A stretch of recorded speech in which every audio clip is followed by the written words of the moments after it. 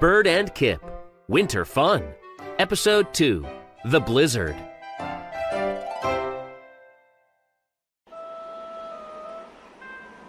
Kip stood up. Snow blew all around him. See you later, Bird. Kip called. I'm going to play in the... Whoa!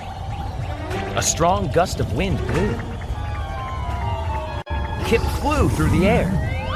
He tumbled over and over. Whoa! Cried Kip. Poof! He landed in a big snowdrift. Kip pulled himself out of the snow. Wind blew toward Kip. Snow swirled around him. But Kip wanted to play anyway. I'll build a snowman, said Kip.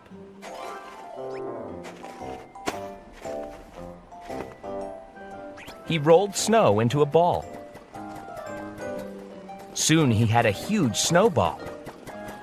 More snow was falling. Soon snow covered Kip. Then more wind blew. The snowball rolled over Kip. Ah! He cried. Kip was stuck to the huge snowball. The snowball rolled down a hill. It rolled straight toward the frozen pond. Ah! Cried Kip.